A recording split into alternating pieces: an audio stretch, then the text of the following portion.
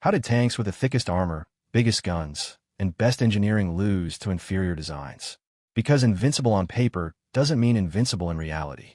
Subscribe to see myths destroyed by reality. Tiger I Ausführung E appeared invincible with 100mm frontal armor that could withstand most Allied anti-tank guns. The reputation for impenetrability spread through Allied ranks, creating genuine fear. Reality was different. Side armor measured only 80mm, vulnerable to flanking shots. Tunisia 1943 revealed the truth when multiple Tigers were captured completely intact, abandoned by their crews not from combat damage, but from fuel exhaustion and mechanical breakdowns. Frontal invincibility meant nothing when the sides were exposed.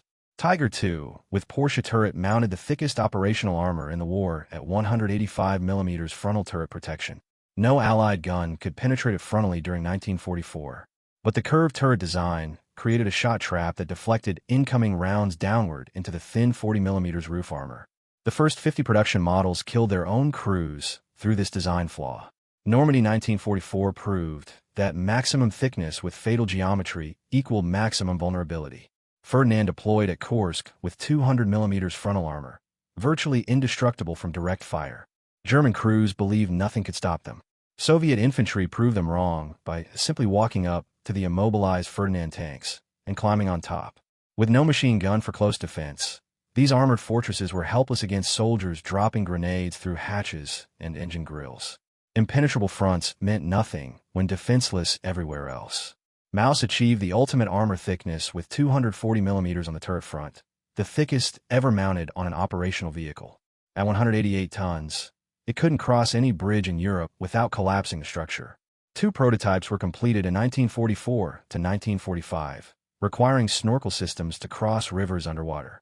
Neither fired a shot in combat. One was destroyed by retreating Germans, one captured by Soviets. Ultimate protection created ultimate immobility. Jag Tiger mounted 250mm frontal casemate armor, making it invulnerable to any Allied weapon from the front. At 71 tons, carrying a 128mm gun, it was designed to be an unstoppable fortress. Most Jag Tigers were abandoned during transit marches. March 1945, American forces found dozens sitting intact on German roads, abandoned not from damage, but from empty fuel tanks and broken final drives. A fortress on tracks that couldn't reach the battle was just an expensive bunker.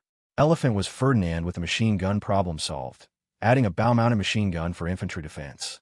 The 65-ton weight and petrol-electric drive system remained unchanged. Italy 1944 revealed that adding one weapon couldn't fix fundamental design failures. Most Elephants were lost to mechanical breakdowns before ever engaging Allied armor. The drive system failed constantly, leaving these armored giants stranded. Fix the weapon gap, couldn't fix the design. Thick armor promised invincibility, but firepower myths were equally deadly. Panzer Ausführung D mounted a 75mm high-velocity gun superior to every Allied medium tank weapon in 1943. The sloped armor and lethal firepower made it the most feared medium tank on paper. Kursk, July 1943 destroyed the myth within 48 hours.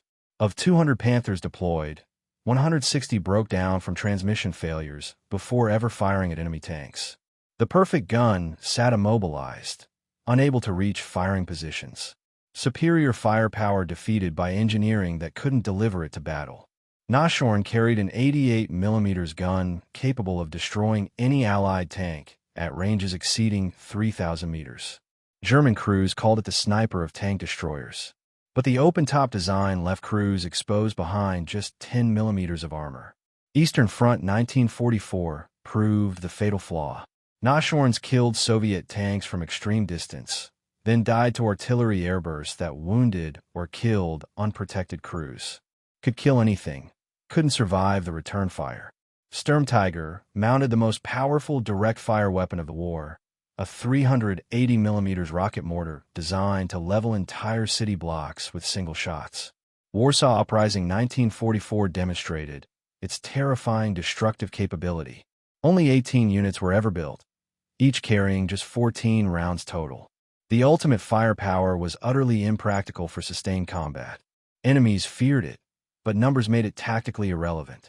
Brumber carried a 150mm assault gun specifically designed to destroy fortified bunkers and buildings. This devastating firepower was desperately needed during Stalingrad in 1942 for urban combat operations. It arrived in meaningful numbers during 1944 to 1945 for the defense of Berlin. The bunker destroyer came when Germany was defending bunkers, not attacking them. Devastating power with catastrophically wrong timing. StuG III Ausführung G became Germany's most produced armored fighting vehicle, mounting a long 75mm gun on a cost-effective chassis. Over 10,000 were built, more than any other German tank or assault gun. The low profile that made it effective also limited gun depression, restricting it to favorable terrain. Germany lost the war despite producing more StuG vehicles than any other armored vehicle. Affordable firepower couldn't compensate for strategic impossibility. Hetzer arrived in late 1944 as a budget tank destroyer, mounting a 75mm gun on a light chassis derived from the Panzer XXXVIII. The cramped interior barely fit 4 crew members and limited ammunition storage to 41 rounds. Cheap to produce meant cheap to operate. Late 1944 arrival meant it faced overwhelming Allied numerical superiority it could never overcome. Budget effectiveness for a war already lost. Massive guns looked unstoppable on paper. But what happens when the tanks carrying those guns can't move at all? Tiger II with Henschel turret corrected the Porsche shot trap flaw with a massive 700 horsepower Maybach engine capable of 41 kilometers per hour, impressive for a 70-ton heavy tank. Ardennes offensive December 1944 exposed the fatal reality.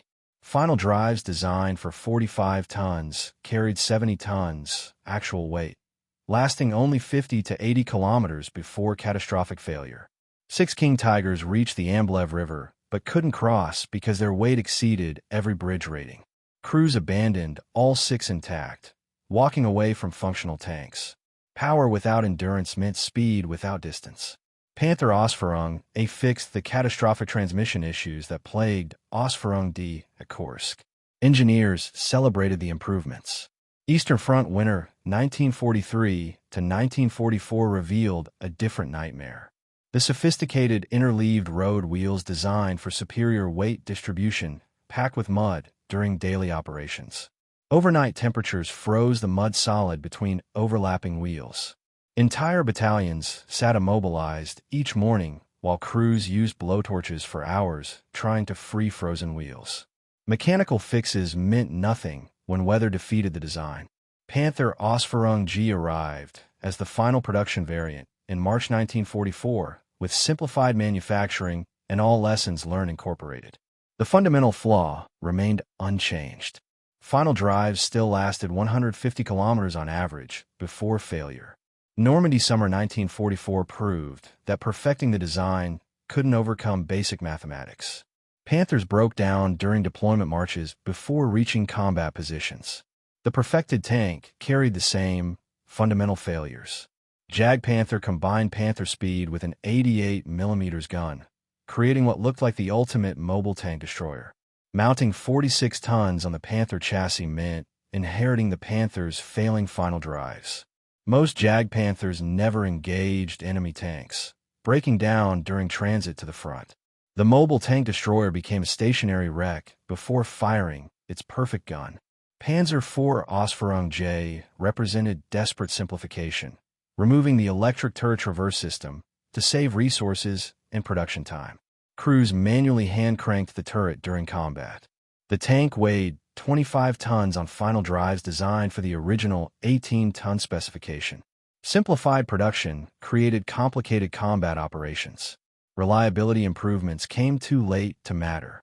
Panzer III Ausführung N served as a veteran platform with proven combat experience since 1939.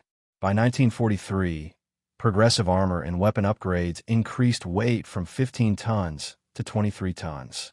The final drives designed for the original weight remained unchanged. North Africa, 1943, saw constant mechanical failures from overloaded components. Experience and upgrades couldn't prevent fundamental overloading from destroying mobility. But mobility wasn't killed by weight alone. The advanced technology that made German tanks superior on paper became the very thing that destroyed them in reality. Panther F featured the revolutionary small-term narrow turret design, reducing frontal profile while maintaining firepower. Engineers perfected the optics, eliminated shot traps, and optimized armor angles. The design remained prototype only, never reaching production before war's end. Development resources were consumed on perfecting future tanks, while current Panthers sat broken from failed final drives. Perfect technology delivered zero battlefield impact. E-100 represented the ultimate standardized super heavy tank at 140 tons with rationalized production methods. Engineers continued construction during Germany's final collapse in 1945. Only the hull was completed before Allied forces captured the Henschel factory. Germany was still building super heavy prototypes while the nation disintegrated around them. Engineering excellence pursued incomplete strategic insanity. Panzer IV Ausführung H added Scherzenside armor skirts for improved protection against infantry anti-tank weapons. The additional weight stressed the already overloaded suspension and final drives without corresponding structural upgrades. Combat operations proved the skirts fell off during rough terrain movement, creating maintenance nightmares. Protection improvement became mobility degradation. VK4501 Porsche Tiger prototype featured an innovative petrol-electric drive system promising smooth power delivery and superior control. Electrical system failures plagued testing. The design was rejected in favor of Henschel's conventional mechanical transmission Tiger I. The rejected Porsche hulls were converted into Ferdinand tank destroyers, inheriting the problematic drive system. Innovation without reliability meant rejection by reality. Panther II combined improved Panther features with Tiger II components for enhanced protection and simplified logistics. Development continued from 1943 through 1945, consuming engineering resources and factory capacity. Only a single chassis was completed. Germany developed replacement tanks, while unable to produce adequate numbers of existing designs. Resources for future tanks, while losing the present war. E-50 existed purely in design stage as a standardized medium tank meant to replace the Panther with simplified production and improved performance. Engineers planned Panther replacements in 1944 when Panther production remained inadequate for battlefield needs. Never progressed beyond drawings. Planning replacements while original tanks couldn't be built in necessary numbers demonstrated completely inverted priorities. Standardization fantasy during production collapse.